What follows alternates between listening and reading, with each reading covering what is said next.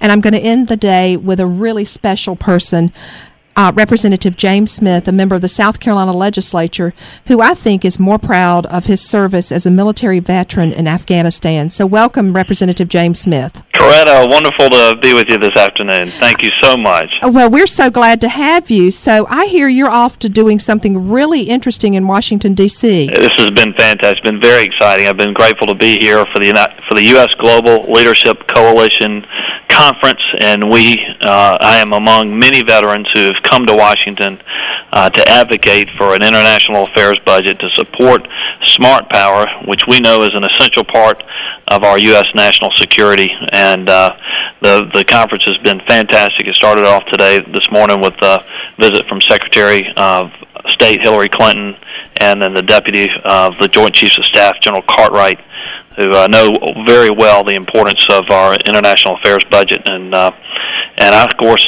as we've had a chance to talk some ourselves firsthand about how important it is to have a civilian engagement in what the military is doing overseas and how critical it is to our own national security. So I've learned a lot, and I'm looking forward to tomorrow to visit Capitol Hill and to advocate amongst our congressional delegation their support for the international affairs budget and continue our efforts in these important areas around the globe. So tell me, who are you visiting tomorrow on Capitol Hill? We got a long list. We're going to see everybody in our delegation, certainly both Senators DeMint and Graham, and some of our congressional members. I'm looking forward to visiting a few of my former State House colleagues who are now serving in Congress, Representative Tim Scott and Representative Mulvaney. So we've got a busy day tomorrow, but I'm looking forward to it. Well, you are uniquely qualified for this task because you did, as you say, serve in the legislature with several of those folks. Now, you know that Congressman Gowdy's chief of staff is someone you know as well. He's Matthew Van Patten, who used to do legislative work here in Columbia. That's right. So I do know Matthew. I'm hopeful to see him tomorrow as well. I'm sure he would look forward to seeing you. He speaks very highly of you. So what is the ultimate goal of this conference? You were talking a little bit about what would you like to see happen a year from now, 5 years from now? Sure. It is, it was President George Bush that first incorporated the international affairs budget as part of our American national security spending. It is absolutely critical. It makes up just barely 1% of the entire federal budget, but it funds extensively our counterterrorism and counterinsurgency efforts in important countries. Certainly, one that I know intimately, Afghanistan. It was working to provide essential training to security forces. As a police mentor team chief, every day I was working closely with Afghans on the ground, helping to deliver a sense of security, and I could not have done it without the assistance and help of USAID officials. They worked hand in glove with us to provide technical assistance for agricultural needs. We saw areas that didn't know the rule of law for 30 years, and with the efforts collectively, the Afghans leading the way, working closely with us, the rule of law was established. I remember sending this report to then Secretary of State Condoleezza Rice, and we showed the model of how it is done and how it can be successful in Zabul province. And so what we want to do is make sure, we know these are tough economic times around the globe, but I would wonder if we look back in 1989 when the Russians were leaving Afghanistan, and I wonder if we made a fraction of the investment that we're making today fighting this war, if we made a fraction then in an international affairs budget to work in a civil military effort and a civilian effort to establish some improved development and infrastructure there, I dare say we would never find ourselves today fighting a war. This is an investment that our country has been making and needs to continue to make to maintain our engagement around the world, which will pay huge dividends and reduced conflict and likely avoiding another Afghanistan-style conflict. So it is critical. It's critical to all of us as Americans. It's not a Democratic issue or a Republican issue. It's an American concern for us all. Well, you know, this seems to be consistent with what you work on the state level, where you talk about prevention and working on projects that have the highest return on investment. So I can see why you would be so excited about this particular project. Tell us a little bit more about USAID. I have vaguely familiar with it, but I'm sure our audience would like to learn more about USAID. Sure. USAID is a part of the State Department. And I can tell you specifically my firsthand experience in working with officials from USAID in Afghanistan.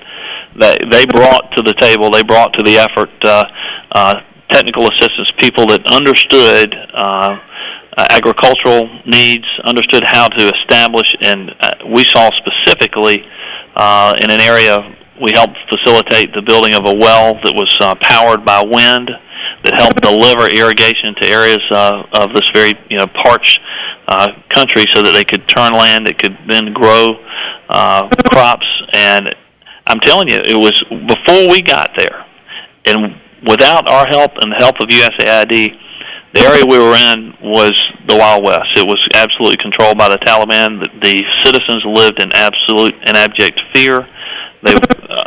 When we left, with the help of USAID, schools were built. We had infrastructure in place that helped provide access to critical life-giving needs like water and food. And the own population, once that was restored, they took absolute ownership of it. They were a partner in making sure it was built. And once that was in place, they themselves rejected the Taliban. They had the strength to preserve what they had, to keep what they had, and they refused assistance to the Taliban because of what they had, and they were there to keep and protect it. And it couldn't have been done without USAID. They were there at every step.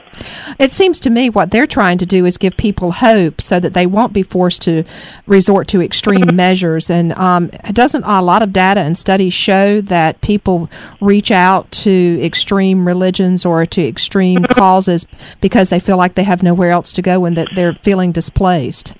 Coretta, that's precisely it. Extremism fosters where there's no hope. And that's exactly what the Taliban and what Al-Qaeda have to sell. It is all it is about is fear. They would come and steal and take from the people and kill and pillage and use that as their ability to subjugate the population. But once there's a light, once there's a flicker of security, I was amazed at some of the differences I found among the Afghan people in language and culture and religion. But, on the most important stuff, we were just alike. I identified so much with my Afghan counterparts. They were parents, fathers of children back at home. They were there fighting for the security of their own family. They know very well the importance of having a secure and what it means for their children. And so we all want the same things for the next generation, a little bit better slice of life than what we have. And all we were doing is just helping to provide that catalyst, that sense of security. And once that was in place, opportunity caught fire, infrastructure grew, and they fought to protect what they had and rejected all that the Taliban had to offer, which was only fear. It was one of the most important experiences of my life, and I believe strongly in U.S. engagement. The relationships we build around this globe are so important. We destroy myths about what our enemies say about who we are when we remain engaged in the world. And either we're going to pay 10, 20, 100-fold tomorrow if we fail to remain engaged today. And so that's what this is about. Well, I was looking at the program. There's some really impressive people on the program, and it's a nice partnership between the State Department, the Department of Defense, and business people. So tell me, was Secretary Clinton as wonderful and as inspirational as we would hope she would be? She was. She gave a powerful address, and it was great to see her. She hit it out of the park. She even talked about an effort the State Department was working to help preserve U.S. companies' rights to their intellectual property, so when they engage economic opportunities around the globe, that is protected, and some of the work that the State Department is doing there, and focused specifically on a South Carolina company as an example of success. And it was great to hear her focus on our wonderful state. What was the South Carolina company? I don't have the notes in front of me right now. I have that back in my room, but I'll get that for you and send you the email. But it was great to hear. She did a wonderful job. Well, I'm looking at some of the interesting people who are on a panel this afternoon, and I'm looking at representatives from Deloitte Consulting and the U.S. Agency for International Development, Overseas Private Investment Corporation. That's right. There's some really interesting people. So were you able to participate in the Investing the Future seminar this afternoon? We did, and I think that's the another very important point. It looks like the nuts and bolts piece of the program. It is, and it's this not only helps to ensure a safer world for our families to grow up in, but it also helps us foster economic opportunities. It's about jobs, and these are investments that are going to help us engage the world and help the world be engaged with us. And the comments today we're talking about, we could never, and thankfully should never go back to our isolationist past of many years ago. And you sort of look, if you even tried to do that, just think if you tried to not wear any clothing that had any, didn't come from another part of the world, or drive a car, or live in a house, or the benefit of power, electricity. The world is so interconnected today.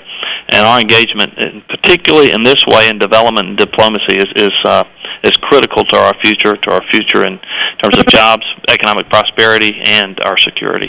Well, I was noting that in 2010, South Carolina exported $20.3 billion in merchandise to foreign markets. It seems to me that there's opportunities to open up all kinds of additional foreign markets, because we know, as proud South Carolinians, we build some of the best goods in the world. Yes, we do, and we've got the best place to reach the world through our port in Charleston, and I think we'll continue to see that to be an engine for economic growth and economic development and engagement throughout the world. Well, Representative Smith, I'm going to let you get back to the reception, because I'm going to narc on you and tell everybody that you really have stepped away from a reception that I noticed on this lovely schedule. So we'll let you get back to networking, and good luck tomorrow on Capitol Hill. And please give our best to all of the wonderful people in Congress you're working with, and tell Senators Graham and DeMint that we wish them well and hope that they'll support your cause. Sure will. Thank you so much, Coretta. Okay, take care. Have safe travels. Will do. That segment was sponsored by the Mike Kelly Law Group. We're so pleased that Mike would offer his time to Representative James Smith, who serves in the South Carolina Legislature and is working today in Washington, D.C. to promote economic development and better infrastructure for countries worldwide. I'm Coretta Betts.